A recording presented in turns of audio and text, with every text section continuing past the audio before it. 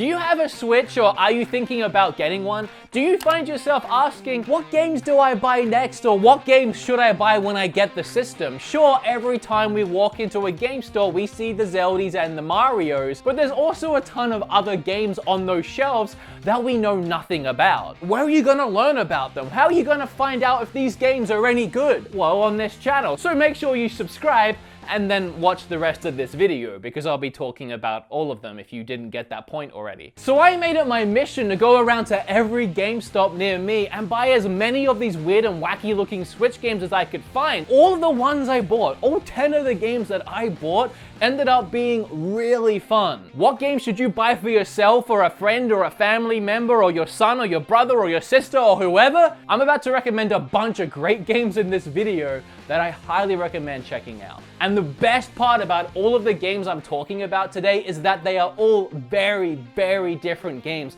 No one is really like any of the others. And so no matter what kind of gamer you are or what kind of gamer you're buying for, I have you covered, trust me. Since Itll 2 is one of my favorites on the list, let's get started with this one. If I am able to play favorites, Itll 2 is probably my #1 on this list. It's adorable, surprisingly fun, has excellent puzzles, charming combat, beautiful visuals, and overall, one of the best Zelda-inspired games you can play. And you guys know that I love my Zelda games. The first Itll 2 was a lot like Link to the Past, and this, its sequel, funnily enough, seems to be heavily inspired by Link Between Worlds and taking a more open world approach to the gameplay, allowing you to complete dungeons in whatever order you want with any items that you have at hand. However, certain dungeons will be quite difficult if you try and tackle them head on right away. Now, as cute as this game looks, don't let it fool you. It can get really difficult at times. There are enemies everywhere. I found myself dying quite a lot just trying to get to the next dungeon. And don't get me started on some of those boss fights. If you master roll dodging and your attacks, and you learn the enemy attack patterns, the difficulty level is quite rewarding. The exploration might be the best part of the game. All the different areas to find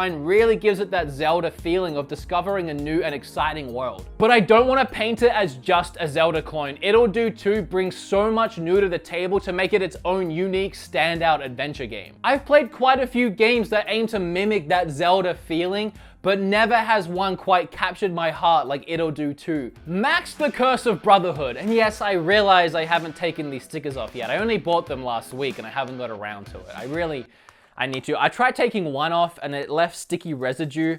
It's doing it again. I would almost rather just leave them on. I know I can use Google and I'll get to it soon. Leave me alone. I know I'm gonna hear it in the comment section. This was one of those games that really surprised me. I put off playing it for a while, but when I finally did, I fell in love with it immediately. And I think it was like the next day I jumped in front of my camera and reviewed it. And so here's what I said about the game very recently. The story is great and it's told through this Pixar-style animation that could rival something like the first Incredibles movie. And even the character design is really good. One of the first monsters you see is awesome. I love the way he looks. I love that style. It actually reminds me of the creatures and the monsters that Kim makes and puts on Etsy. So as soon as I saw that and she saw that looking over my shoulder, we were both in love with this game. And it only got better from there. I'd seen the gameplay of this game before. I understood that it was a side-scrolling platformer, but as soon as I started playing it, I was like, damn, this is action-packed. It feels like playing an Uncharted game, but 2D side-scroller version. You slide, you swing, you jump, you climb, and it's all so fast-paced and you just keep moving. It never feels like there's slowdown. The only time that you slow down and stop to do anything is when you're solving puzzles, and even the puzzles are really fun. And shortly into the game, you unlock the unique thing about this game, which is the pen. The pen is filled with magic ink that lets you interact with the game and the environment, such as building platforms out of the ground. And that adds into the challenge of platforming, because now not only are you trying to aim for platforms that exist, but you have to build your own while you're swinging. I knew I was gonna like this game. I didn't know I was gonna love this game. Thanks, me. On with the video. Azure Striker Gunvolt. I think I'm saying Azure correctly. The best way to describe this game is back when the Switch first launched, one of my favorite eShop gems was Mighty Gunvolt Burst, a game that blended the Mighty No. 9 and Gunvolt universes. Now I was looking forward to Mighty No. 9 and then I played it. Yeah, so Mighty Gunvolt Burst was a heaven sent to me. It was the game that I wanted Mighty No. 9 to be. And since it was a mesh of two universes, I assumed the good parts of the game were coming from the Gunvolt side of things. And oh boy, was I right about that.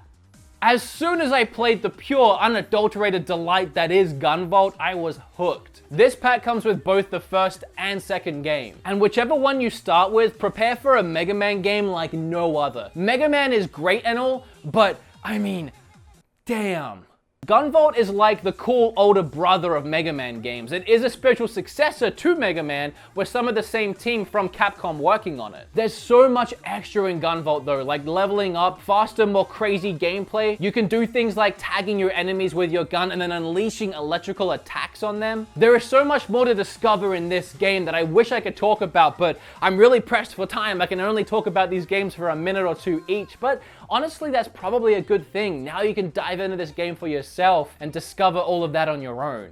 I highly recommend it. Now, if you're one of those people watching this video looking to buy a game for maybe a younger sibling or a son or a daughter or something like that, Portal Knights might be exactly what you're looking for, but don't let that deter you if you're an adult like me. If you enjoy Dragon Quest Builders and became as addicted to it as I did, this game is a lot like that and very fun in a similar way. Portal Knights is kinda like Minecraft, which is a description that would have made me hesitant to even try it just a few months ago, but as I said, with how much I love Dragon Quest Builders now, I decided to give Portal Knights a chance. Much like Builders, there is a stronger emphasis on combat, exploration, and questing in Portal Knights, rather than straight building or crafting, which I think is the sweet spot for me in these types of games. However, of course, building is still a large part of the game, and you can build to your heart's content and be as creative as you want. You craft your own weapons, armor, and spells as you explore, and obviously build houses or castles for you to live in. Here are some of the biggest differences in this game though.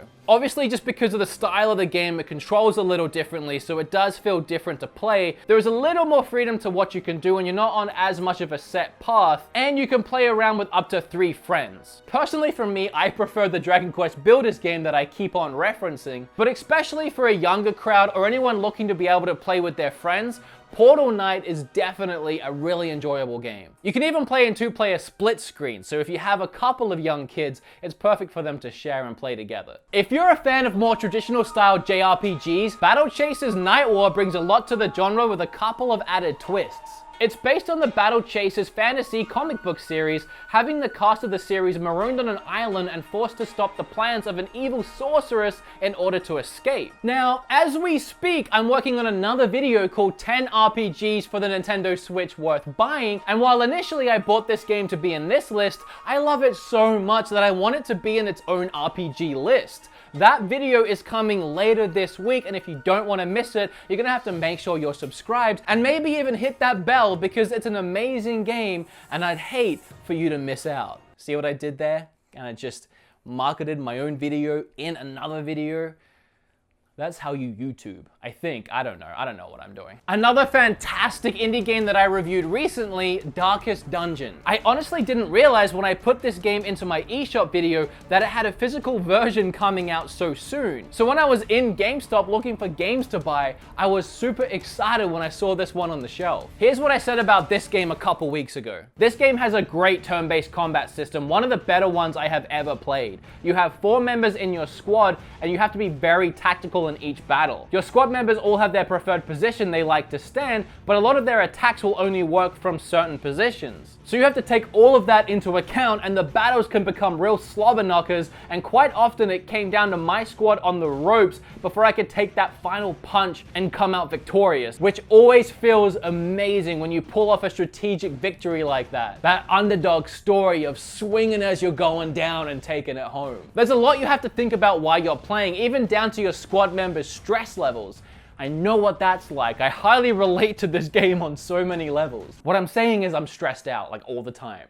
Not to mention, before you start battling, there is so much prep you can put into gearing up for your battles. Judging a book by its cover, this looked like a game I wasn't going to enjoy. It looked a little bland from the outside looking in, but as soon as I started playing it and diving into the gameplay mechanics, I couldn't put it down. And this physical version of the game is the Ancestral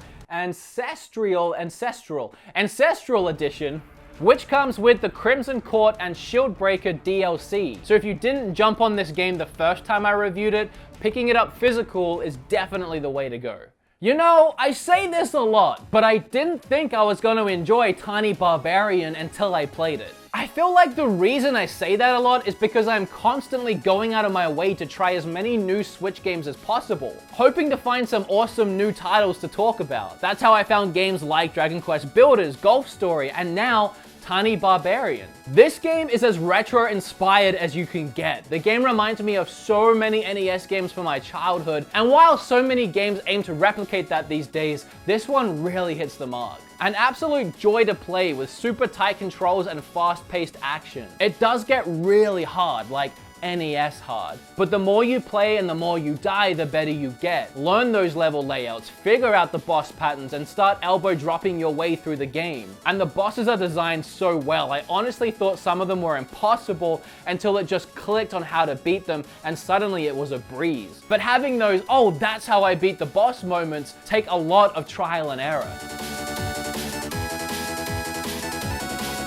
Oh, bums. I can hit the bums back. It just clicked. It is worth noting that a lot of people complain about the controls in this game unless you're using something like a Pro controller, which has a D-pad. If you're trying to play it in handheld mode with the toggle stick, you might have a hard time. 1989 saw the release of a fantastic game called Wonder Boy 3. Fast forward to 2017, and we got a remake called Wonder Boy: The Dragon's Trap. And holy freaking moly, this game looks incredible. Lizard Cube, the developer, could not have made this game look any more freaking gorgeous. I am constantly floored while playing. You can switch back between the new and old graphical styles, and I'm just amazed, simply dazzled by the hand-drawn art style. This has to be one of the greatest remakes in video game history ever, and I'm not over-exaggerating.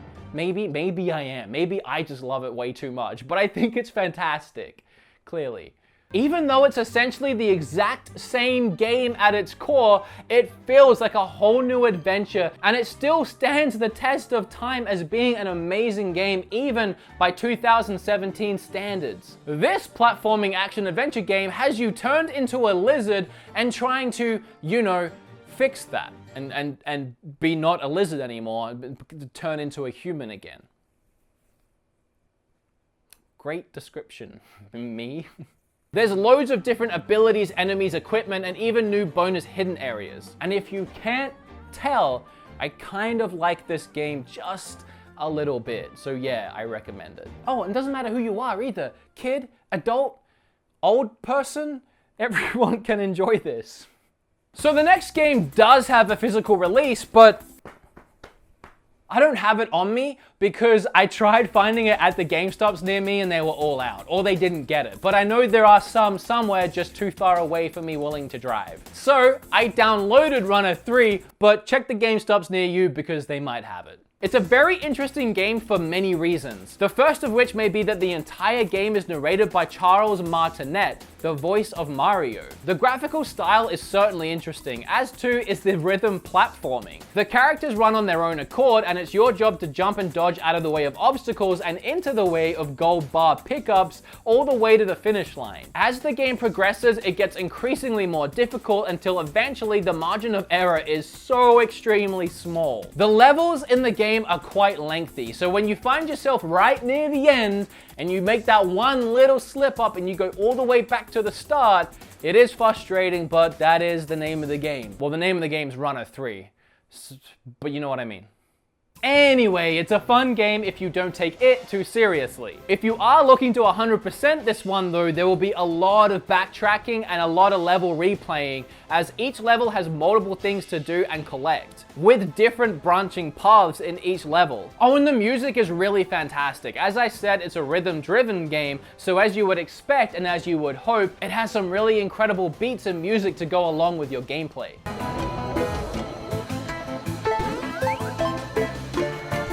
I wouldn't recommend it over a lot of the other games on the list today, but for me, when I saw it, I assumed it was going to be one of those bad games that I wasn't going to recommend, but then I actually ended up enjoying the game. So if you've played most of the other games on this list, or if you're just looking for something new, it is one I would recommend checking out if you're up for the challenge. There's a few things I like to do in these list videos. I like to start with a bang, one of my favorite games, and then I like to end with what is most arguably possibly my favorite game on the list, and that's no different with Penny Punching Princess. As soon as I saw this game, my interest was at peak capacity. It looked really interesting, and then I saw it was a beat 'em up, and now you're really toying with my emotions. But as soon as I started playing it, I discovered the unique twist about the game that I absolutely fell in love with. While playing this game and beating up every enemy in sight, you collect coins. And at any point in the game, you can bring up a calculator and bribe your way to victory. Want that dragon to stop attacking you? Bribe him. Now he will attack for you. But it doesn't end there. You see those spitting blade death traps of doom? Bribe them. Not only will they stop and allow you more room to move around the battlefield, you can also coax enemies over the blade and reactivate it. Honestly, this game is awesome and one of the best beat 'em ups I have played in a very long time. You can't always bribe your way out of every situation. You will eventually run out of coins, or there'll be too much chaos going on for you to bring up a calculator and start typing. It's a constant balancing act and endless fun. So I honestly recommend bringing up your calculator, typing in your budget, and seeing if you have room to afford Penny Punching Princess ASAP. In fact, now I think about it, this is the game that inspired the whole video, because I was in GameStop and one of the employees and me were talking, and I know you watch my videos, so hi, we're talking about this game and if it was any good, and I was like, I have no idea, I should check it out. And that led to me buying this as well as everything else to make this video. And as expected, this was the one I loved the most. It is really fun. Now, next time you walk into the game store near you, you have 10 more games that you can keep an eye out for. In fact, I really do hope you found something on this list that you think you might enjoy. In fact, every time I make one of these list videos, there are a ton of people in the comment section begging me to stop making them. Would stop making these list videos, enough of the list videos. And it's not because they hate the videos or they don't enjoy them, but it's usually because they can't afford to buy all of these games. And trust me, I really shouldn't be buying all of them either, but I'm a little bit addicted. I hope you did find something in this video that you want to check out. Leave a comment down below if you did. Tell me which game or which game I should talk about next. Like the video if you enjoyed it, and hey, if you learned a little something, or if you just had a good time here today, remember to hit subscribe to learn more about Switch and its games in the future, and that RPG video which I have coming soon, which I know you want to watch. Also, subscribing makes us best friends, so why would you not? I'd like to thank all of the Patreons who help me do what I do here each and every day. I really appreciate it. You guys are awesome, except you. You are really annoying. No, I'm kidding. I don't even know who I'm pointing at. Watch that Patreon not be there next week. Well, that's all from me. I hope all of you have a fantastic week, and each and every one of you find your smile today.